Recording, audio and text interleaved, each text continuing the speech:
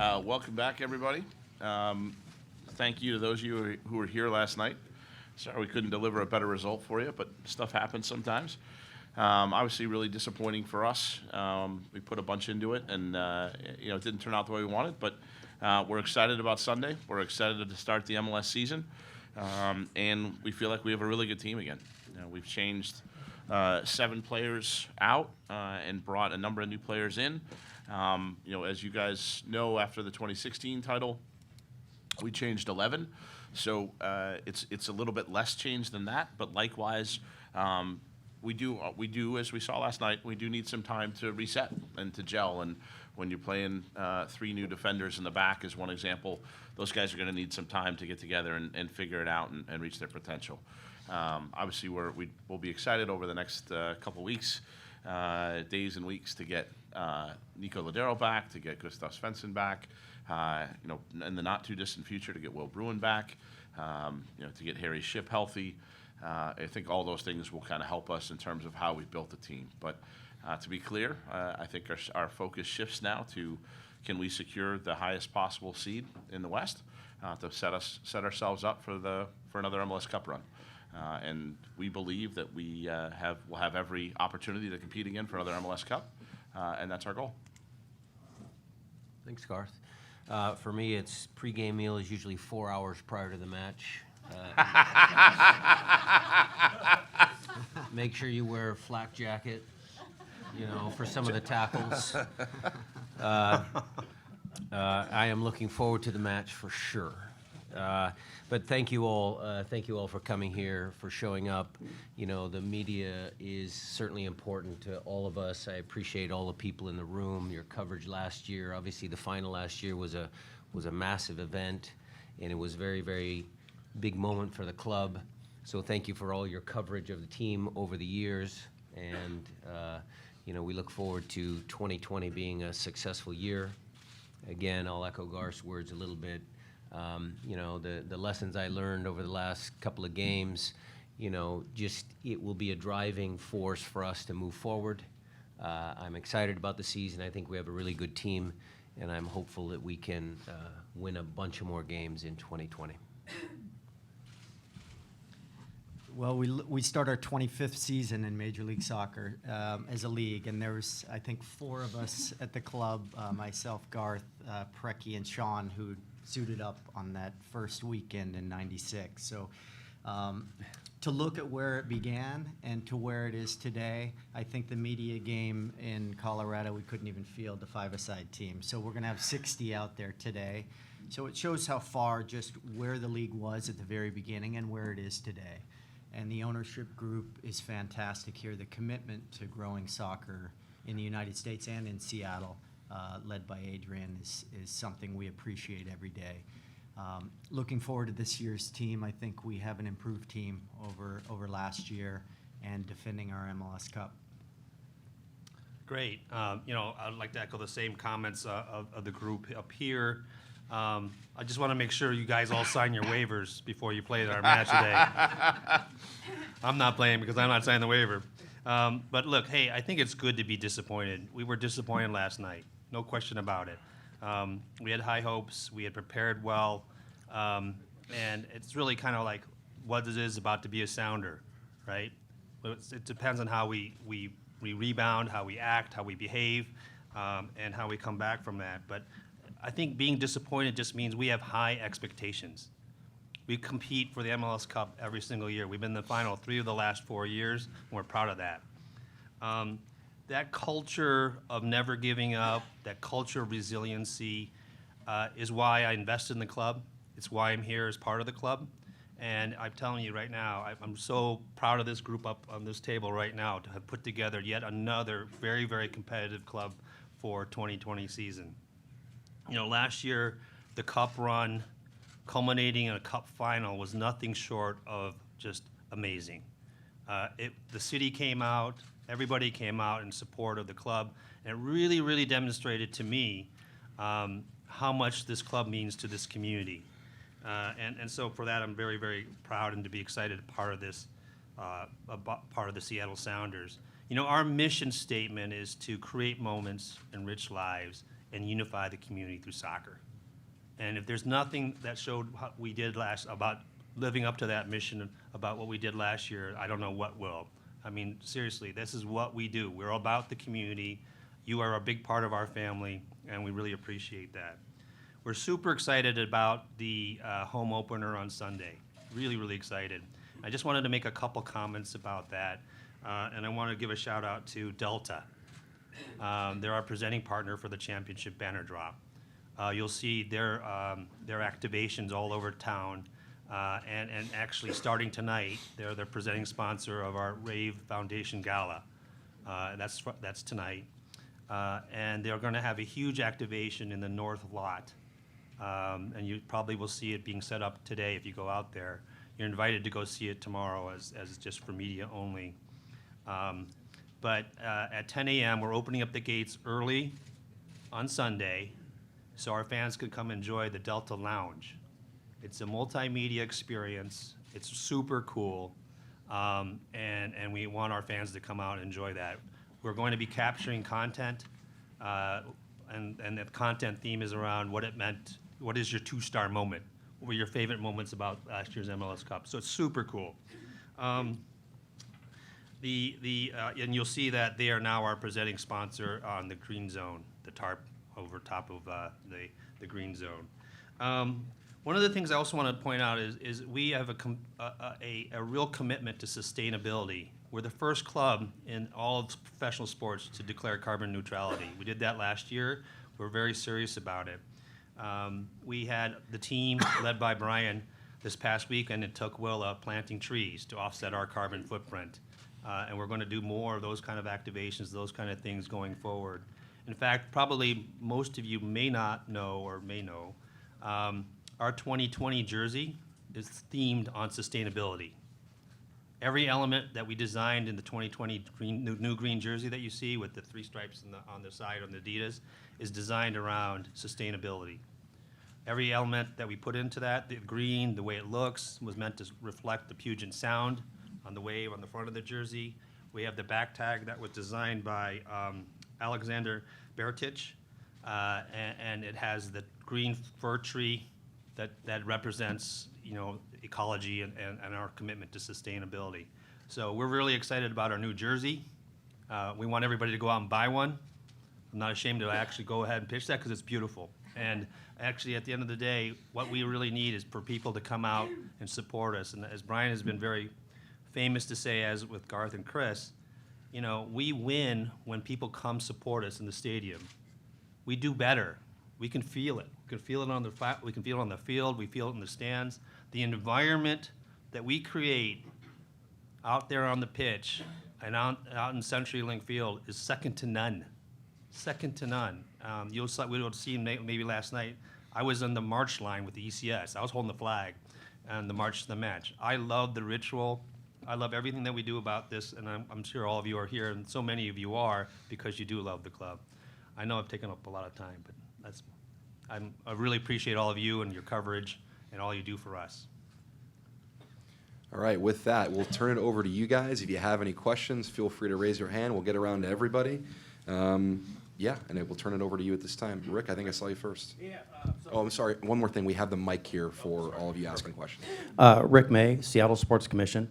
You guys have done a great job in the offseason building a team that's depth is unprecedented, I think. Now that CONCACAF is out, how does that change the strategy, and how do you keep all the egos from exploding in the locker room?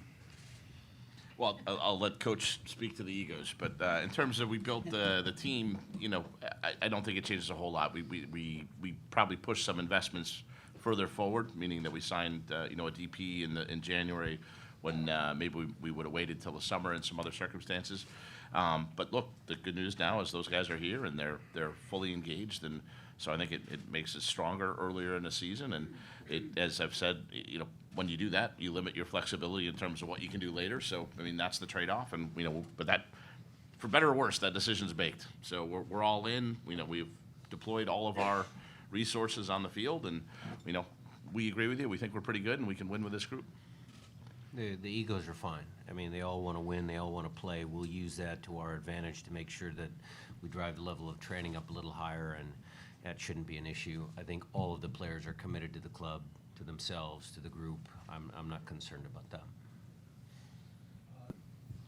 Chris Egan, King 5 TV. This for Garth and for Brian. You guys have both been there. What is the most challenging thing as you look ahead, as you defend your title? Because you guys have both been there before, and now you get ready to defend this title. What is the most challenging thing for this upcoming season? You know, I think it's getting I think it's getting our guys some time on the field together. Again, we opened with, you know, when you change 3 or 4 defenders, those guys are going to take some time to figure it out and get some cohesion and learn how to play together in the back. And in particular, at center back, you know, we have to settle on what the right pairing is and how we're going to play. And, you know, there's a number of elements to that. So I think it's really that cohesion. You know, you have a different player with João Paulo in the middle of the field. You have Christian Roldan pushing up the right wing and having a new position. Those are the kinds of things we're going to have to sit and figure out a little bit, and those will come with time. But I think I don't think we have a complacent group. You know, and I think in that sense, you know, one of the other panelists, I think Brian said, you know, when you face plant like we did last night, and when you're the only MLS team that doesn't go through, it's a wake up call. And you know, we should, you know, with every crisis comes an opportunity, and we have a real opportunity to set that right and go chase the number 1 seed in the West, and that's what we're going to do with this group. Rich Hallstrom, Salem Media Group. Brian, if someone was to ask you what would be the number 1 reason this team can repeat as MLS champions, what would you say? I would say that it's consistency within the culture of the club. I think this team has always had high goals. We've set our goals very high every season. The fact that the players buy into the theory of never quitting, even when things go bad, you know, that's part of life. That's reality. Things will go bad. It's not if or whatever. They will go bad. And how do you act? How do you play in moments of adversity? And I think that culture that we've established throughout the club speaks highly to us repeating as champions. Jose Moreno, CNN International. Chris, this question's for you. As the person in charge of going out and scouting international players, how difficult is it having an asset that you've acquired and not being able to utilize it due to visa issues? Yeah, I mean, we want to get the players here as soon as we can and get them acclimated and settled in. And you know, there's a lot more than just what happens on the field and on the training field. There's housing, there's social security, there's bank accounts. There's a lot of things to the onboarding process, and the quicker we can get that done, the better the player can acclimate and get used to his teammates and playing. And I think some of it's out of our hands, and you just have to do everything right and get the paperwork in, and then you know pray that it gets through and you can get the player here. Nico Moreno, Postal Sports Network, and following basically what you just said, Chris, this is for you and Garth. I know with the CBA was a rough offseason, but do you guys feel like you guys did enough to build the depth of the team, get guys here quick enough to get accustomed and assimilated to the team in order to face this CONCACAF Champions League?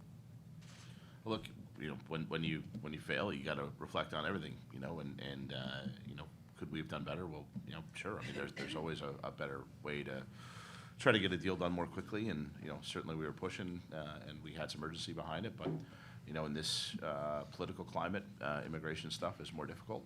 It's you know, it moves more slowly, and you know, that's something that we, you know, was not a surprise, and so we pushed. But yeah, no, it's absolutely. I hold my hand up and say, hey, we didn't have a center back that was available for a Champions League game, and that's not a good thing, and that's obviously something that we could have done as a front office to try to give us a better chance to win the game. So we got to own that, and the good news is I think Yemar's going to be here for Sunday. So I don't know if he's going to be up to coach as to how he wants to use him, but if there's ways to look to improve, absolutely, that's something we could do better.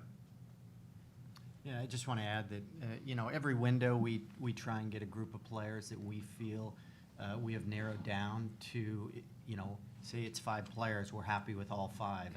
And sometimes deals can go quickly, and other times they drag on a bit. And, you know, this year we were fortunate because the season ended early after MLS Cup, and Brian was able to go down and scout a couple players to see them live, and that's really valuable for us because then we know the coaches are sold on the player. We can discuss what the player's like, and so I think having the season end early is going to help us with that, and then it's just a matter of trying to get the deals done, and like I said, sometimes it's smooth and sometimes it takes a lot of work. And I'll jump back in real quick, just to say, I thought Shane O'Neill played well last night. So, you know, again, that doesn't excuse us not getting the other player in more quickly, but I don't want to cast this as all of a sudden Shane didn't do his job, so. We'll stay here in the front row for a bit, so we'll go to Jackson Feltz next, and then over to Masvita. I think this will go to any and all you guys. I'm wondering, because they are different tournaments, how the disappointment and how the emotional pain of last night compares to, say, Toronto in 17, Portland here in 18, even Galaxy in 14. You know, because it's at the start of the season compared to the end of the season, is it more, is it less? What kind of the differences in the emotional pain is it from now to then in those occurrences? Look, in order to move forward, I got to get a few things off my chest anyway.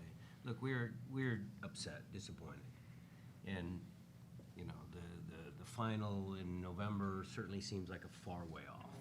But we have to be realistic about stuff. I mean, look, it's pro sports. Sometimes underdogs win. Okay. The disappointing thing for me is, you know, I thought about the games, the 2-game series, and the same storyline about holding leads. That's something that obviously concerns us. You know, reading some of the fan comments, and I can't fault the players for the effort. You know, I thought the players put the effort in. Maybe there were some circumstances in the game we didn't play well. You know, but I read the fan forum sometimes, and people don't think we're serious about these tournaments, or the club doesn't care, or whatever. It's not his fault. It's not Adrian's fault.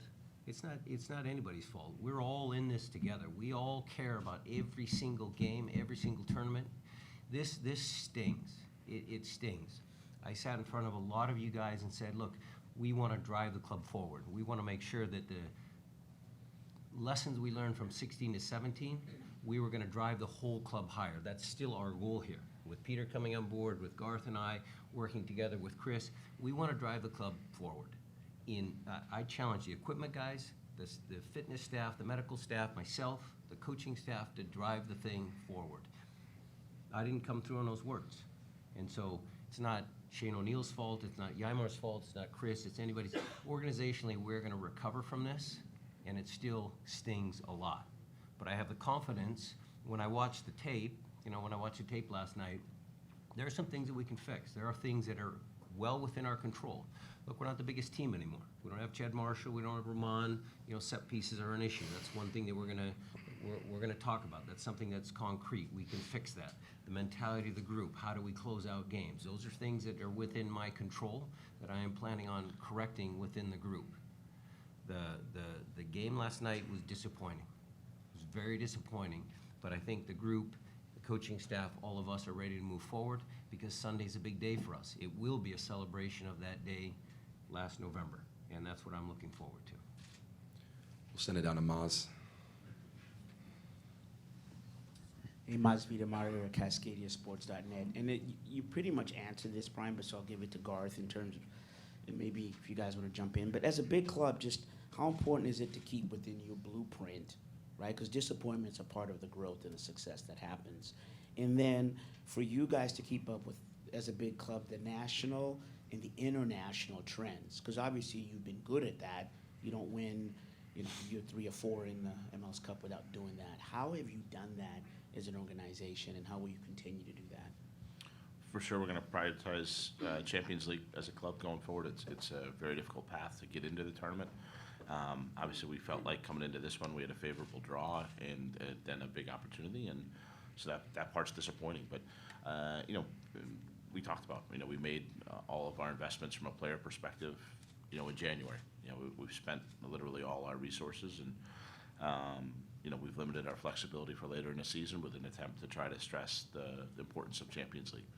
So the good news, the good part of that is that now we have those guys ready for the whole season, and we'll deploy it that way, and we'll continue to move forward. But absolutely, international competition is key if we want to be a global brand, and Champions League's part of that, and I'd say to you that we're going to continue to root for the other MLS teams in the competition. Someone is going to win this thing at some point, and you want to push. You want to be a global club. We got to continue to promote MLS as well, and the standard of play continues to rise.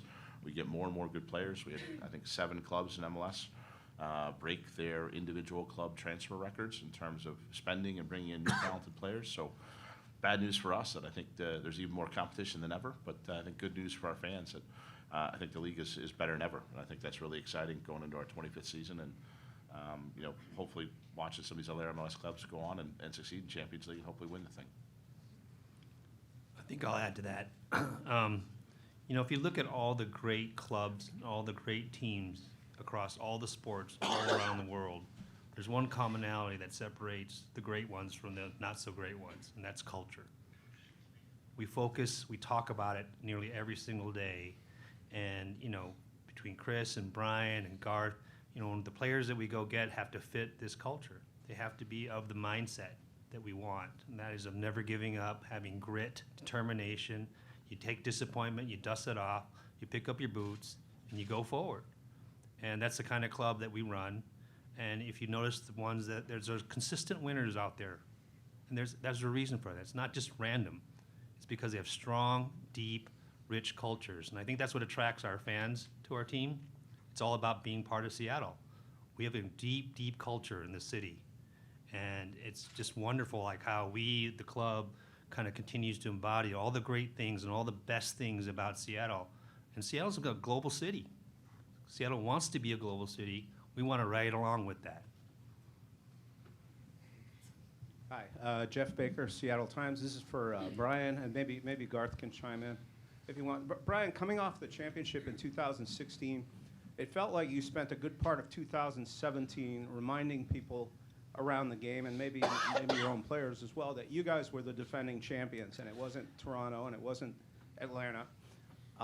And now, coming off this championship, you go into the season, and LAFC is picked by most people to win the championship, and they seem to be the ones pointed to as the premier franchise of the league. I'm wondering how much that motivates you as a coach going forward, and whether you use that at all with your players, and just your thoughts on that intriguing aspect. Yeah, I think in between 16 and 17, I had messaged the group that certainly we had a target on our back. And that's the kind of classic coach speak where, okay, you're the champs, every team is going to come, they're going to come out for you because you're the champion. I think it's subtly different. I think, yeah, we can certainly use, and I certainly did use that, last, whatever it was, October down in LA. We use that to our advantage. I mean, we use that little bit of underdog card. The league is growing. It's growing very fast. There's quality players coming into the league. So the messaging is making sure that they understand that they have the confidence that we are one of the better clubs in the league. We can play with any of the Atlantas, the LFCs, all the Galaxy. We can play with all of those clubs. And then the other thing is just, on a game-by-game basis, how do you message that? Because it is harder to win home versus away, and all those little subtleties. You're minus a guy. You gotta get the young guys involved, and all of that sort of stuff. So, coaching certainly has many facets to it, and I'll try and use all of them to make sure that we're, getting the results that we need. Do you think your team gets enough respect around the league? I think after 3 out of 4, I think we're starting to, Jeff. I think there was some talk about, okay, Seattle is a good team, but, LAFC is better. Atlanta spent all that money, and Almiron got sold. And, I think there was a lot of storylines in MLS, and they're good storylines. I'm not saying that those are bad storylines, because, look, the atmosphere down at LAFC is good. We've played in Atlanta's building. It's a lot of people in there. So the compelling storylines are similar, different, in the sense that, we still consider ourselves what we feel internally. We're certainly one of the top teams in the league. We were the ones that actually came out in 2009 and started the, first expansion team to make the playoffs. I mean, there's a lot of things that I remind our guys about, and, even going back to Zig, Ziggy always wanted to be the first to do this and the first to do that. And I use that a little bit with the Champions League. Why can't the Sounders be the first team in Champions League history to win? from MLS. So I try and use all those things in our messaging, and I think the players buy into it. We'll head across the room to Jeremiah Oshan over here, and then we'll go to Jaime from KUNS after that. And shout out to Riley Mueller for running the mic today. She's been awesome. This question is for Peter.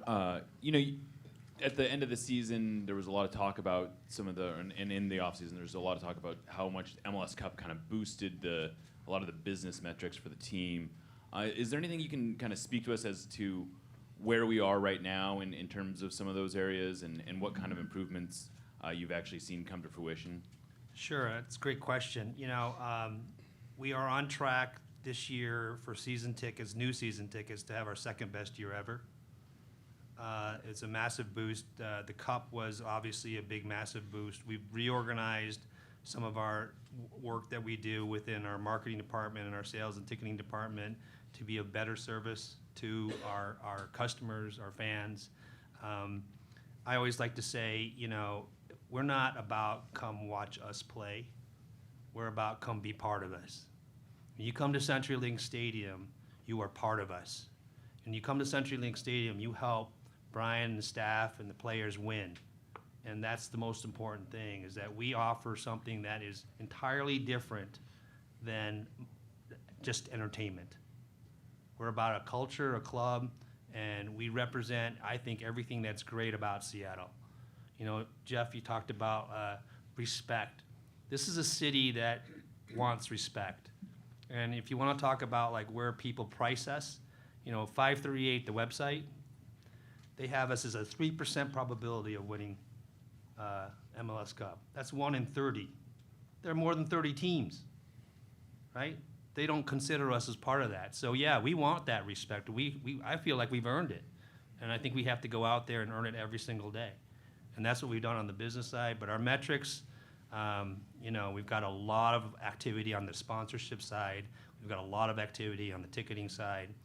We're going to have some really, really cool things that we'll be announcing very shortly in terms of match day experiences. For example, I mentioned earlier in my earlier part of the talk was the Delta Lounge on Sunday. We're going to try to make the experience at CenturyLink Stadium second to none. Does that answer your question? Thanks. Jaime. Jaime Mendez, Univision Seattle. Obviously, after the last night's loss, there is more pressure on Sunday's game. Can you talk a little bit about Sunday's game? Only 2 days, really, to recover, how to approach that? The approach is going to be the same. As I said before, the Olympia matches, we're going to put our best team out there. We've scouted Chicago. We've seen some of the stuff. Chris did a little scouting for us when he was down in LA. I think we know a little bit about our opponent. We certainly need to make sure that the players feel that they have the confidence coming from a big loss, and we need to make sure that they're strong enough mentally to get back up on the horse, get back in there, and just play, because we have a good team. So that's the messaging we're sending already this morning, and we'll go through the recovery phase, the regeneration phase, and again, we'll put the best team out there on Sunday and try and win. Felipe? Felipe Maqueda from El Rey 1360 AM. So, Coach, we've been talking about Seattle Sounders. We were celebrating a couple months ago. Now we're talking about what happened last night. So we've been talking about the success of the organization, the team, the budget, the culture of the Seattle. But how about your success as a coach? 4 years, 2 MLS Cups. In any league in the world, you wouldn't be directing the men's national team right now. My question is, has it come to your mind to be the coach of the men's national team, or have you thought about it? Have you thought about it? Felipe, thank you for that. Brian, I What think did that you found cost, a new by the way? agent. That was a great Thank you. I'll call Greg. Look, there are people that might think the same way you do, and the supporters that I have, my mother, all of those people. One of my biggest supporters over there. I mean, there are a lot of people that I feel very blessed to have in my life to give me the confidence to be a good coach. Right now, I'm very happy coaching the Seattle Sounders. It is a tremendous job. It's a tremendous city. It's a tremendous organization. There's lots of positives. You never know what life is what's gonna come. But the fact of the matter is right now I'm very happy. I have a tremendous staff. I have tremendous players, and I haven't thought about moving anywhere at this point in time. So I'm happy, and I'm thankful again for your question. Thank you for the compliment. It's a big compliment. If we want to be a world-class organization or Sounder, we need a world-class. I mean, being a coach of the team, the national team, I mean, it's another way to be. I think Greg does a very, very good job. I'm a supporter of Greg Berhalter and what he does and the whole national team program. He has been in contact, communication with all the coaches. We have conversations on the phone, not just through text or email regarding Jordan and Christian. He's been very communicative to us as MLS coaches, which was a little different from the previous party. So I'm a supporter of Greg, and I hope the U.S. team does very well. I hope Christian, Jordan, Danny Leyva, Alfonso Ocampo, some of the younger kids can continue that progression of Seattle players into the national team pools. So again, thank you, and thank you. What over to Michelle? Michelle Ledka, Q13 News in Seattle. Coach, this question's for you, kind of to follow up on what you said to Jaime's question about messaging. Obviously, you start MLS play on Sunday. There's a celebration before that of what happened in November. How do you kind of balance with your messaging to the players of, okay, celebrating the past, but also this is a first chance to kind of set the tone for 2020? Based on last night's results, it's going to be tricky. It's always tricky. I mean, I always used to hate, as a coach, when the banner comes down or there's a ring celebration, because you know your opponent, your adversary is like going, let's stick it to them because, you know, there's the banner, the celebration, blah, blah, blah. It's going to be one of those trap games. And, you know, again, the test of the strength of the group will be how we come out on Sunday and play. That will be a strong indicator of, was our messaging correct? Has all the preparation that we've done down in Mexico been of value? Or do we need to continue to work on it and make sure that those guys, you know, maybe it's a kick in the butt. You know, maybe it's not just the nicey nice words, okay, this is a one-off. Maybe it's a kick in the butt. I don't know. We'll see. But I'll make sure that we're ready for either scenario. We'll come down to the front row to both members of Salem Media Group that have not asked a question yet. And then if I missed anyone first time, we'll head over there before one or two follow-ups. Michelle? Michelle Mendoza, Salem Media Group, Sports Timeout. First, I think on Media Day, I just wanted to comment and say as a member of the media, and I think I speak for others who have this mindset, that we may cover a lot of sports, but thank you to the Sounders, to this team, to the media folks, to Alex. You guys are second to none, and you're a joy to work with. And I'm looking forward to winning the match today. Now, having said that, Did you sign your waiver?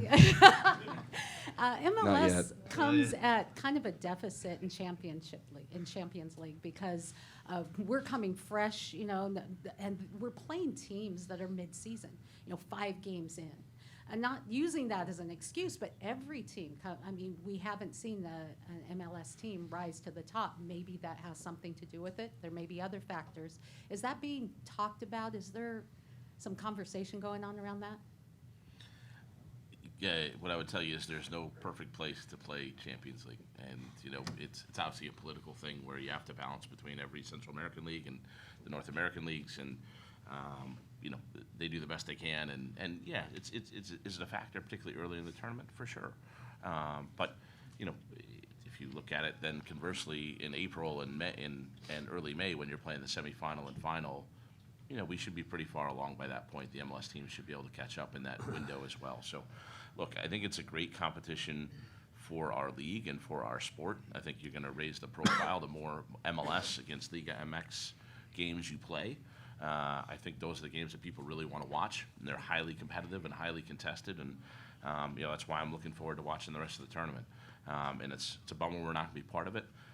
But I think, you know, Coach said it last night. Like, we can't make excuses. Like, we gotta own that we underachieved last night. We didn't play to the level we should have, and that's okay. I mean, we should all be disappointed, but now we move on, and we're going to play better. And hopefully this is an opportunity for us to prove to the world that we can still do this. We're still title contenders. We're defending champs. Bernardo Ruiz, 7 Días newspaper. This is for Brian. You have mentioned that you want a very strong communion between the fans and the team, and that enhances the play of the team. So what kind of a style are we expecting to see in 2020 for that communion to be stronger? And the second question is, what are the young players that we're expecting to see developing this year that will help the team win games? So the style of play, Bernardo, it's still a work in progress. Obviously, when Nico steps on the field versus João Paulo as the number 10, I think there's subtle changes in how we play. But the roots of how we play and never giving up and trying to be a possession-based team, and we worked a lot on playing out from the back on goal kicks and taking care of the ball. Those are some of the things that are common threads between, how we play. With Jordan playing on the left wing, it's different than if Jovan is there, if Jovan's on the right wing versus Harry Shipp.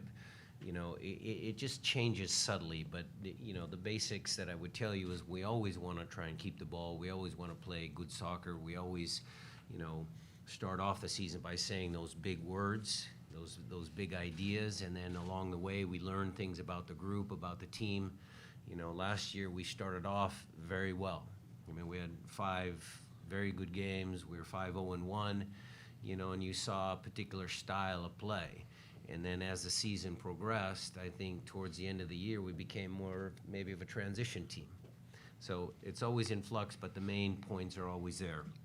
As far as young players are concerned, the first game down in Olympia, I brought João Paulo off and I brought Danny Leyva on at 16. And so we are having some good players come up through our system. We're working very hard on that system to try and get the players up to our level. We hired a new development coach, John Hutchison, to help with that, to make sure nobody falls through the cracks.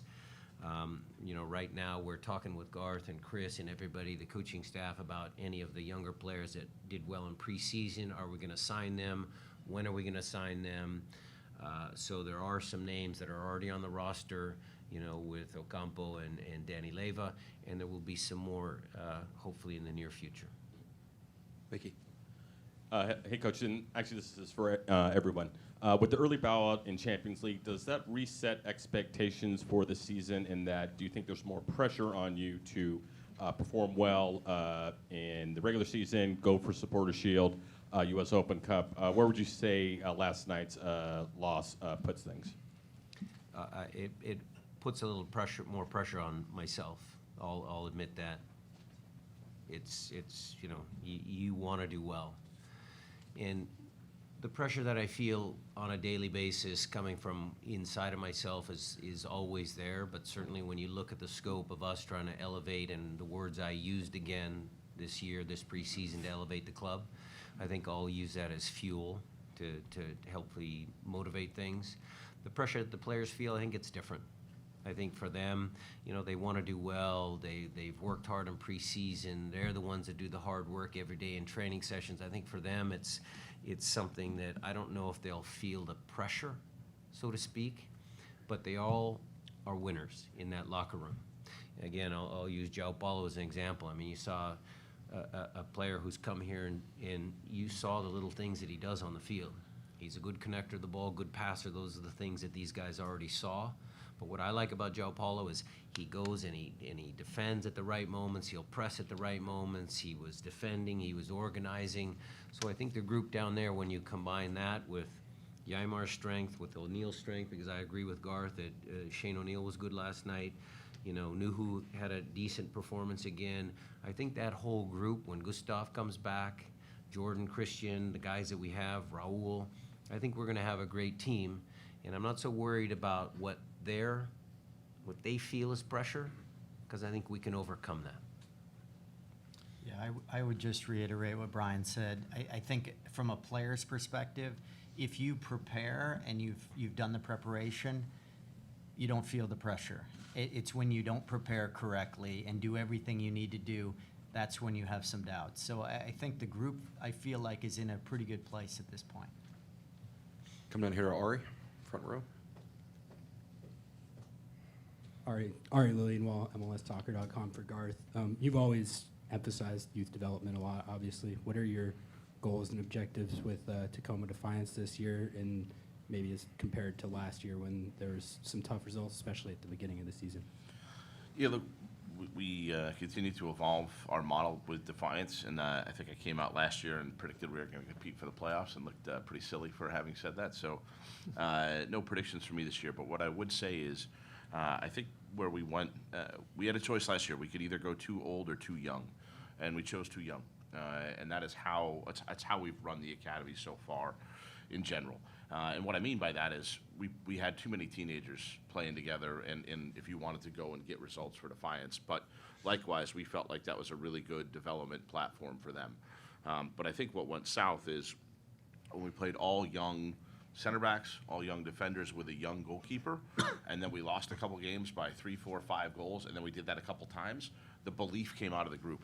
And I think we made it really hard on our coaches down there. And I tip the cap to Chris Little and Wade Weber, because I think they had to go through a lot. And we gradually built the group back up. And then, as you guys saw at the end of the last season, that they had a good run. And I think the thing for us is we've had such turnover with Defiance that every year, even when we've ticked up at the end, we've always gone back to the beginning and started all over again. And that's the one thing I don't think we'll do this year. So we've added some veteran players down the middle of the team. We've identified, like, we want to have this mix now of really talented kids and experienced players. And so we have an older center back, we have an older defensive midfielder. I think a player like Justin Dillon may come down and get some reps with Defiance from time to time. So we'd have, right down the middle of our team, some more experience. What's going to be Trey Muse and Steph Cleveland fighting it out for the number 2 spot. Whoever is, not on the bench that weekend for the first team will get those reps. I think that both of those guys are in a better position than we were a year ago. So hopefully that mix of experience and youth drives that team to continue to improve. And again, Coach mentioned John Hutchinson. I mean, that this is part of his job as well, is he's specifically tasked with taking our young players, taking our talent, and getting it into the first team. As an organization, we feel like first team's pretty good. Sounders are pretty good. 3 or 4 MLS Cups, not bad. The academy, pretty good. Won a national title, first team ever to win the GA Cup, one of the toughest competitions in North America. But we now need to focus to shift in the academy, a shift as an organization is, can we unify these two things, the bottom and the top, and build that middle such that we now set up this platform to transition these kids to playing roles with the Sounders, because that's going to make our organization much, much better. And I think that's, as we grow and develop and build this thing, that's our primary goal, and Defiance will play a big part of that. And I do think we're going to be more competitive with Defiance going forward. Before we get to 1 or 2 follow-ups, did I miss any first-time askers? No. Okay. Oh, by all means, Gaffer, yeah. Fabulous last year. The fact that you won the championship here was a new high for the club, and we've all loved it since. And congratulations on all the work you've all done to make the club as big as it is today. I have a soccer question for you. As a former corner kick taker and a free kick taker myself, I look at Joe Paulo and Ladero, and they both love to take the set plays. How are you going to handle that? Because Joe Paulo is a good set player, and he takes the corner kicks with Ladero being injured, and we all know how much Nico likes to take the free kicks. And I was watching the game last night, and I felt sad that you didn't win, but it may work out even better because now you don't have to go all this traveling. We all wanted you to win, of course, but I was watching the game last night, and I'm thinking, what's going to happen when Nico's back? Because, I mean, don't forget, Paulo crossed the ball for Rodin's goal, and he's going to be thinking pretty good about the way he takes corners and free kicks. How's it going to work out, Coach? Well, Al, I can answer the question very easily. I know when you were taking set pieces, you were good with both feet, right? Correct? well, we have one right-footed player, one left-footed player. Maybe we in-swing on all the balls, maybe we out-swing on all the balls. We will sort that out. Both of them are humble players. What I like about Nico and JP is they're both humble. They will do whatever's best for the team. I personally like in-swingers myself, so we might just work on that a little bit. Certainly the delivery and, you know, some of the subtleties of the set piece, you know, good and bad. I mean, the last goal that we took, you know, the defensive line had to be up a little higher up the field, so that's something that's correctable. What's also correctable is making sure we're very effective on our set pieces, taking full advantage of the quality of those two players because they're both very, very good. Time for one or two more. I want to be cognizant of the clock for Brian. Yes, Chris. Okay, Chris Egan, 1983 U10 champs. This is for all of you. Actually, Peter, I will sign the waiver. Chris, I want to know exact amount of stretch time. Brian, what's the strategy? And Garth, any chance if we show well that we may get a second look? That's it. Hillary will be downstairs doing we call it activation now. You have to activate your glutes and all of that sort of stuff before you get on the field, so that's number one. They haven't been activated for a while. You definitely got to sign the waiver. It'll be a great game, I'm sure. Like I said, I'm looking forward to it. It'll be hard to top that, but Jaime will try, and I think Jaime is going to close for us here. So what do you have, my friend? I don't know if you've seen the roster of media game today. Any predictions of who's the strongest team? I mean, they're both very strong, but one is better than the other one, obviously. If somebody had one, I could look it over real quickly, but I was watching film from last night, so I didn't look at the lineup, so I apologize.